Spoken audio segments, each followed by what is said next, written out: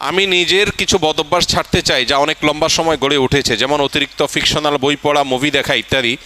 মাঝে মাঝে মনে হয় আমার মানসিকতা বিকৃত হয়ে গেছে, আগে যে স্মরণশক্তি ছিল তা নেই, মনোযোগ থাকে না, বিনা কারণে রাগ ওঠে। প্রোক্রাস্টিনেশন, সময়ের কাজ সময়ে না করা ও ডিপ্রেশনে ভুগছি। কিভাবে এসব থেকে পরিত্রাণ পেতে পারি? আধুনিক পৃথিবীর বেশিরভাগ মানুষ এই রোগে আক্রান্ত। যে ভাই প্রশ্ন করেছেন তিনি হয়তো নিজের কথা বলেছেন, বাকি হাকিকত হলো, বাস্তবতা হলো আধুনিক পৃথিবীর উল্লেখযোগ্য সংখ্যক, বরং বলা যায় নির্দ্বিধায় বেশিরভাগ মানুষ এই বিপদে আজ আক্রান্ত। অর্থাৎ কোনো কাজে মনোযোগ বসে না, এবং কারোর হয়তো মোবাইল টেপার নেশা, কারোর হয়তো ফিকশনের বই পড়ার নেশা, কারোর হয়তো খেলাধুলার নেশা, কারোর হয়তো গেমসের নেশা। ডোপামিন এবং নেশা এগুলো আমাদেরকে আষ্টে পিষ্টে বেঁধে ফেলেছে এবং আমাদেরকে জঘন্য রকমভাবে অসুস্থ করে ফেলেছে। এগুলো থেকে উত্তরণের জন্য আমাদের নানাবিধ উদ্যোগ থাকা উচিত। এর মধ্যে সবচেয়ে বড় করণীয় হলো যেই কোনো কাজ অতিরিক্ত নেশা হয়ে গেলে সেটা ছেড়ে দেওয়া বা সেটা থেকে সরে আসার চেষ্টা এবং সংগ্রাম চালানো দরকার। সবচেয়ে বড় কথা হলো একজন ইমানদার একটা সুনির্দিষ্ট রুটিন, যেটা খুবই প্রোডাক্টিভ হবে, তার জীবনের বারাকা আসবে, এরকম একটা রুটিন সুন্নাহর সাথে, কোরআন এবং হাদিসের সাথে মিল রেখে তিনি নিজের জন্য যে করবেন এবং সেটার উপর আমল করবেন। এবং সুন্নাহসম্মত যে রুটিন হবে সেই রুটিনের উপর তিনি যদি আমল করেন তাহলে ডোপামিন থেকে বেঁচে থাকা তার জন্য ইজি হবে, সহজ হবে ইনশাআল্লাহ।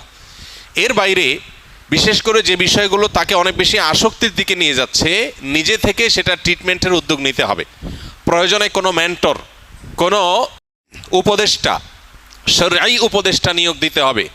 নিয়োগ দেওয়া মানে বেতনভিত্তিক নিয়োগের কথা না, মানে কাউকে ফিক্স করা উচিত যে আপনি আমাকে গাইড করেন, যিনি কোরআন এবং হাদিসের আলোকে বিচক্ষণতার সাথে আমাকে গাইড করতে পারবেন। তাহলে সেক্ষেত্রে এই গাইডলাইনগুলো মানুষকে অনেক সময় হেল্প করে, নিজেরটা নিজে অনেক সময় করে উঠতে পারে না। সবচেয়ে বড় কথা হলো এবং সর্বশেষ কথা হলো আল্লাহ রাব্বুল আলামিনের কাছে আমাদের কায়মনো বাক্যে দোয়া করা দরকার, আল্লাহ যেন আমাদেরকে নেশাগুলো থেকে বেঁচে থাকার তৌফিক দান করেন। আমাদের টিনেজাররা, উঠতি বয়সের তরুণরা, এমন ছেলে মেয়ে খুঁজে পাওয়া এখন কঠিন যার ভেতরে কোনো নেশা নাই। প্রত্যেকে নানান নেশায়, নানান রকমের বদভ্যাসে আজ আক্রান্ত হয়ে গেছে।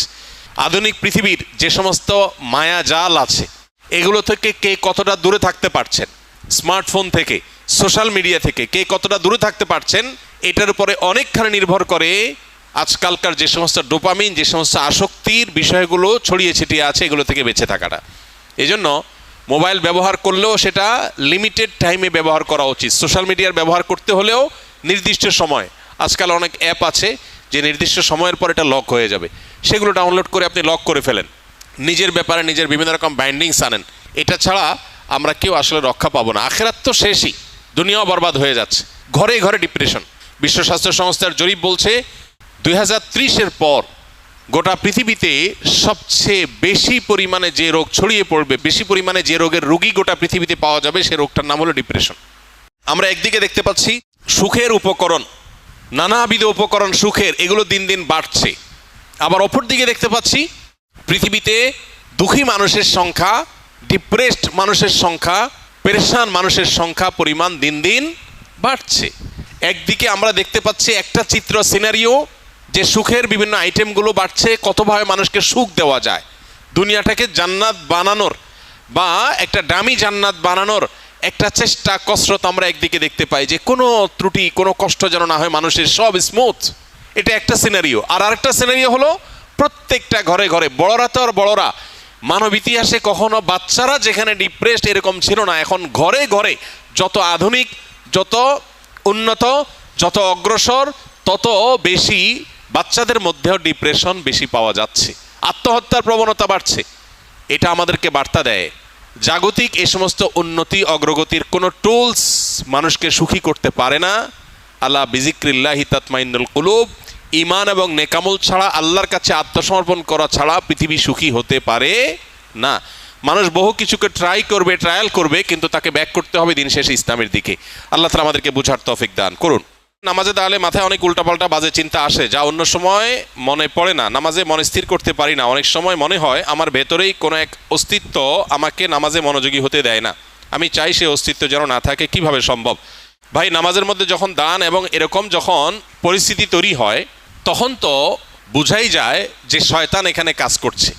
অন্য কোনো সময় মনের ভিতরে এত ওয়াসওয়াসা আসে না, অন্য কোনো কাজের প্রতি এত অনীহা আসে না, নামাজে কেন আসে? তাহলে বুঝতে হবে যে এখানে শয়তান অ্যাক্টিভ হয়ে গেছে। একজন ইমানদার এই ধরনের পরিস্থিতিতে আল্লাহর প্রতি ইমান তার আরও বেড়ে যাবে। এক সাহাবী এসে জিজ্ঞাসা করেছিলেন, ইয়া রাসূলুল্লাহ, আল্লাহ সম্পর্কে আমার মনের মধ্যে বাজে চিন্তা আসে, আমার পেরেশান হয়। তখন নবী করিম সাল্লাল্লাহু আলাইহি সাল্লাম বলেছেন, যাকা নাফসুল ঈমান, এটাই তো ঈমান। তোমার মনের মধ্যে আল্লাহ সম্পর্কে বাজে চিন্তা আসছে, তোমার খারাপ লাগছে, তার মানে শয়তান তোমার ঈমান হরণ করার চেষ্টা করছে, তুমি লড়াই করার চেষ্টা করছো, তোমার ভিতরে ঈমান আছে যে এটা বোঝা যাচ্ছে এখান থেকে। তো নামাজের মধ্যে বাজে চিন্তা আসাটা, কোরআন যে প্রতি পাতায় পাতায় শয়তানের অস্তিত্বের ব্যাপারে আমাদেরকে সতর্ক করেছে। আল্লাহ যে বলেছেন আমাদেরকে যে ফাত্তাখিজুহু আদুওয়া, শয়তান তোমাদের শত্রু, তাকে শত্রু হিসাবে গ্রহণ করো। আল্লাহ যে বলেছেন আদু মুবিন, সুস্পষ্ট শত্রু, যার শত্রুতা আমরা অনুভব করতে পারি, নামাজের আলী টের পাই যে সে অ্যাক্টিভ হয়ে গেছে, কাজ শুরু করে দিস। তাহলে আল্লাহর প্রতি ঈমান আরো বেড়ে যাবে এবং শত্রুতা থেকে বাঁচার জন্য আল্লাহর কাছে আশ্রয় আরো বেশি মনে মনে কামনা করব ইনশাআল্লাহ বিদিনিল্লাহ। এর মাধ্যমে আল্লাহ তাআলা আমাদেরকে হেফাজত করবেন। এরপরে যদি ইচ্ছার বাইরে কারো মনের মধ্যে এরকম কিছু চলে আসে যেটা তার নিয়ন্ত্রণে না, সে চেষ্টা করবে সরায় আনার জন্য। এটুকু হলে ইচ্ছার বাইরে যেটুকু মন নামাজের বাইরে চলে গেছে, এর কারণে গুনাহ হবে না। আর আল্লাহ সম্পর্কে বাজে চিন্তা, এটা এখন ঘরে ঘরে জনে জনে শত শত হাজারো মানুষ আমাদের কাছে কাগজ লিখে দেন যে আল্লাহ সম্পর্কে বাজে চিন্তা আসছে।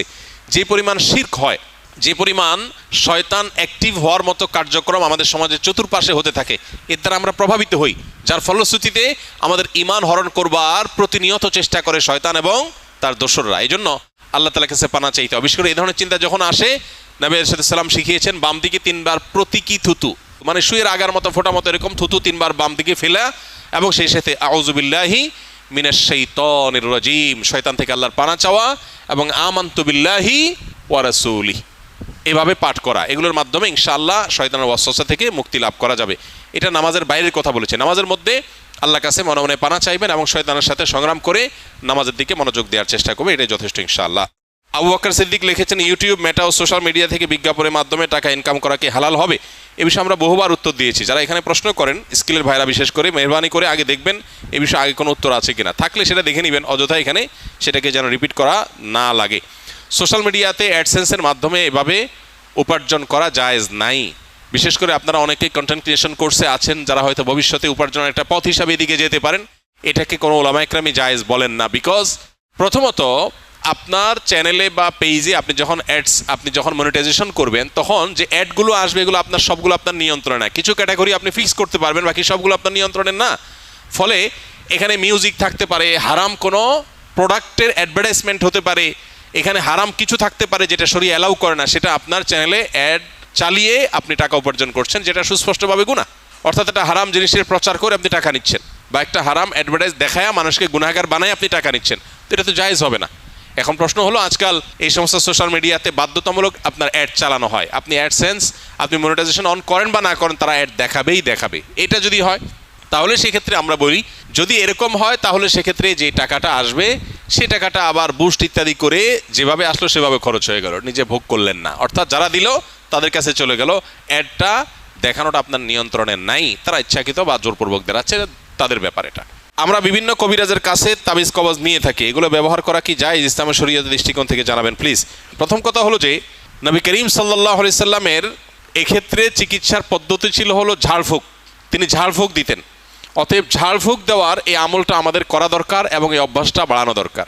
সাহাবীদের মধ্যে কেউ কেউ সূরা ফাতিহা লিখে ঝুলিয়ে রেখেছেন, এটি সাব্যস্ত হয়। এই জন্য অনেক উলামা ইকরাম বলেন, শেফার নিয়তে বিশেষ করে বাচ্চারা যারা পড়তে পারে না, এদেরকে যদি কোরআনের কোনো আয়াত, হাদিসে বর্ণিত কোনো দোয়া লিখে ঝুলিয়ে দেওয়া হয় সেটা জায়েজ আছে। বাকি হাদিসে যে মান আল্লাকা তামিমাতান ফাকাদ আশরাকা রয়েছে, যে ব্যক্তি তামিমা ঝুলালো, মাদুলি ঝুলালো, সে শিরক করলো। এখানে এই শ্রেণীর ওলামা ইকরামের মত হলো এই হাদিসের দ্বারায় বিভিন্ন প্রতিমাদের নামে যে তামিমা ঝোলানো হতো বা তামিমাকে আলাদা কোনো প্রভাবশালী মনে করে তামিমা বা মাদুলি ঝুলানো হতো, সেটার কথা বলা হয়েছে। যদি কেউ কোরআনে কারিমের আয়াত পড়ে ঝাড়ফুঁক দেয়, সেটা হবে সরাসরি সুন্নাহ। নবী করিম সাল্লাল্লাহু আলাইহি সাল্লাম কখনো তাবিজ দেন নাই, ব্যবহারও করেন নাই, দিতে বলেনও নাই। তবে তিনি যেটা করেছেন সেটা হলো কি, পানি বা তেল বা শরীরে বিভিন্ন বস্তুতে দোয়া পড়ে, দুরূদ পড়ে, কালাম পড়ে আল্লাহর ফু দিয়েছেন, এটাকে ঝাড়ফুঁক বলা হয়। এটা হলো সুন্নাহ। আর বাকি কোরআনে কারিমের আয়াত এবং কোরআন হাদিস বর্ণিত দোয়া দিয়ে যদি শুধুমাত্র তাবিজ ঝুলানো হয়, যারা পড়তে পারে না, অসুবিধা হয়, তাহলে সেক্ষেত্রে এটাকে ওলামা ইকরাম জায়েজ বলেছেন। অনেক ওলামা ইকরাম জেনারেলি সব ধরনের তামিমাকেই নাজায়েজ বা নিষেধ বলেন। তবে নিরাপদ হলো সুন্নাতে থাকা, অর্থাৎ ঝাড়ফুঁকের মধ্যেই থাকা। বাকি তাবিজ কবজে আজকাল দেখা যায় বিভিন্ন নাম্বার লেখা, নাম লেখা, শয়তান টয়তান ইত্যাদি লেখা, এগুলো নাজায়েজের ব্যাপারে কারোর কোনো দ্বিমত বা ভিন্নমত থাকার কোনো কারণ নাই। অনেকে অনেক বিভিন্ন রকমের ওই যে কাঠের গুঁড়ি, চামড়া ইত্যাদি কেটে ঝুলায় রাখে, এটা লাগালে উপকৃত হবে এরকম একটা বিশ্বাস থাকে। এটা বৈজ্ঞানিকভাবে বা অভিজ্ঞতা দ্বারাও প্রমাণিত না, আবার কোরআন হাদিসের আলোকেও প্রমাণিত না। বিধায় এই বিষয়গুলো সন্দেহাতীতভাবে কুসংস্কার।